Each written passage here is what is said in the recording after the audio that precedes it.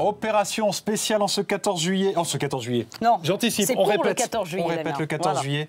On est au cœur du répétition de défilé aérien. On en parle avec le général Gaviard. Et puis on est également à bord du Rafale. Oui, parce que c'est Christophe qui a cette chance aujourd'hui qui va nous faire vivre donc ce vol à bord du Rafale, ces répétitions.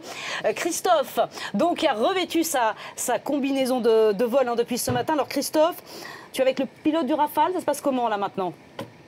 Alors effectivement, l'un des pilotes, le pilote qui va me transporter tout à l'heure, les trois Rafales qui vont participer aux répétitions, 2 d'entre eux sont déjà prépositionnés sur la piste. Voilà, on fait le plein pour l'un d'entre eux. Les mécanos opèrent les vérifications. Ça va durer à peu près 1 heure. Et le pilote qui va m'accompagner, c'est le capitaine Grégory. Il est là et il est de dos. Pour des raisons évidentes de sécurité, vous ne verrez jamais son visage, mais vous entendrez sa voix. Combien d'heures de vol, Grégory, sur Rafale ? Sur Rafale, actuellement, j'ai 600 heures de vol, dont j'ai 1800 heures en tout dans l'armée de l'air depuis que je suis rentré. 31 ans, c'est ça. 31 ans. C'est un rêve de piloter sur Rafale. Qu'est-ce que ça représente ? Alors pour moi, c'est l'aboutissement de mon rêve de gamin qui était d'être pilote de chasse. Après, je suis rentré en 2003 dans l'armée de l'air et après toute la formation et 800 heures de Mirage 2000, j'ai eu la chance d'intégrer le Gascogne sur Rafale. Bon, avant donc le Rafale, ce fut le Mirage 2000. Quelle est la différence essentielle entre les 2 avions ? La grosse différence, c'est que le Rafale fait tout.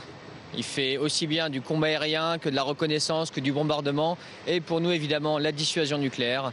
Et ce Rafale fait tout dans un seul avion et c'est ça, sa magie. Bon, on va faire le tour du propriétaire assez rapidement. Voilà, d'abord, voilà, la cabine, c'est un avion 2 places. Ce n'est pas le cas de tous les Rafales, mais ici au Gascogne, tous les avions sont 2 places. C'est-à-dire que le pilote est évidemment devant et derrière, en principe, je dis en principe parce que moi je serai derrière aujourd'hui, c'est l'officier chargé de l'arme. C'est le navigateur officier système d'armes. Il se charge de toute la partie gestion de l'armement, gestion de la navigation, gestion de la situation tactique. Petit tour de l'avion. Les armes, elles sont positionnées évidemment en cas de guerre et en cas de mission sous l'avion. Sous l'avion, ça peut être en point central ou sous les ailes. Là, on a actuellement 2 bidons de 2000 litres chacun. Le profane peut penser que c'est une arme, mais ce n'est pas une arme. Ce sont des réservoirs. C'est un réservoir d'essence et chaque bidon fait 2000 litres.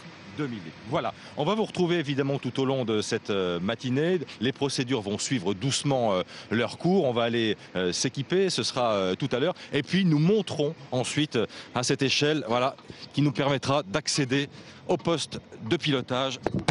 Et pour moi, au poste arrière. À tout à l'heure.